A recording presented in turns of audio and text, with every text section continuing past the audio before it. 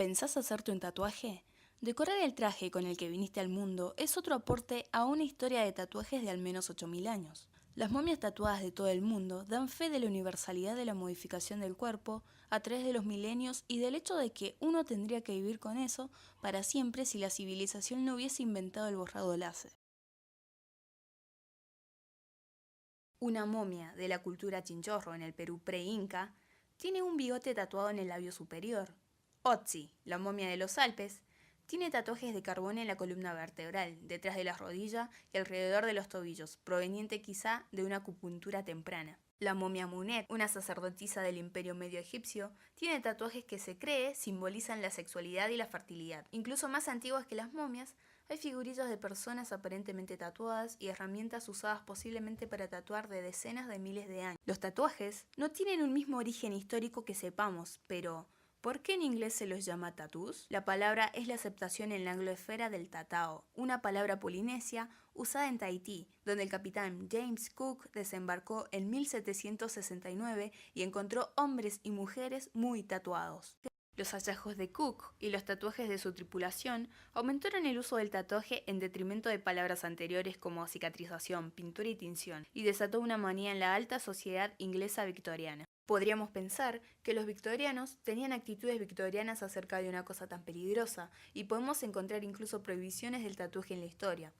Pero mientras en público los británicos los miraban por encima del hombro, a puertas cerradas y lejos de sus hombros, muchos los tenían. Según se dice, la reina Victoria tenía un tigre luchando contra una pitón y se hicieron muy populares entre los compañeros de Cook que los usaban para marcar sus viajes. Cruzaste el Atlántico, tenías un ancla. Fuiste al sur de Ecuador, te tatuabas una tortuga. Pero los occidentales tenían tatuaje mucho antes de conocer a los samoanos y maorís del Pacífico Sur. Los cruzados llevaban la cruz de Jerusalén, así, si morían en batalla, recibían sepultura cristiana. Los soldados romanos de la muralla de Adriano tenían tatuajes militares y llamaban pictus a las tribus más allá de las murallas por las pinturas que se hacían. También hay una larga tradición de personas tatuadas contra su voluntad. Los griegos y romanos tatuaban esclavos y mercenarios para desalentar fugas y deserciones. Los criminales en Japón ya eran tatuados en el siglo VII.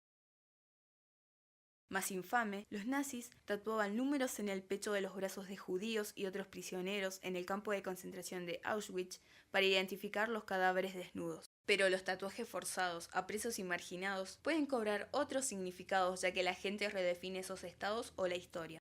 Primo Levi sobrevivió al Holocausto y usaba mangas cortas en la Alemania de posguerra para recordarle a la gente el crimen que ese número representaba.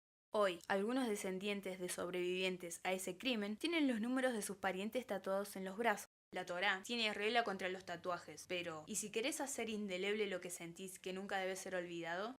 Y esos criminales y parias de Japón, donde el tatuaje estuvo proscrito desde mediados del siglo XIX hasta después de la Segunda Guerra Mundial, añadieron decoración a sus tatuajes penales con diseños tomados de grabados de madera, de la literatura popular y de la iconografía mítica espiritual. La yakuza vio sus tatuajes marginales como signo de lealtad y coraje eternos. Después de todo, duran para siempre y duele hacérselos. Para los maorís, los tatuajes eran una tradición común aceptada. Si uno rehuía en el insoportable cincelado de su diseño moco, el tatuaje sin terminar era signo de cobardía. Actualmente, a menos que sigas la vía tradicional, el tatuador probablemente usará una máquina de tatuaje con base en la patentada por Samuel O'Reilly en 1891, a su vez inspirada en la primera máquina de tatuajes inventada por Thomas Edison en 1876.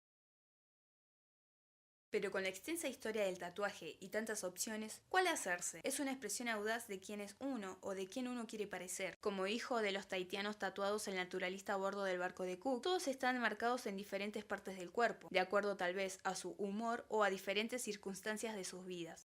Quizá tu humor particular y tus circunstancias te sugieren hacerte un símbolo de herencia cultural, un signo de espiritualidad, de energía sexual o un desafío vanguardista hecho a la antigua.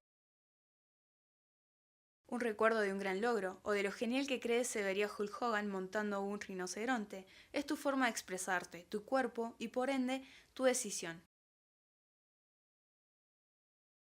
Solo dos reglas. Tenés que encontrar un tatuador que no se avergüence de tu idea y ante la duda, mamá nunca falla.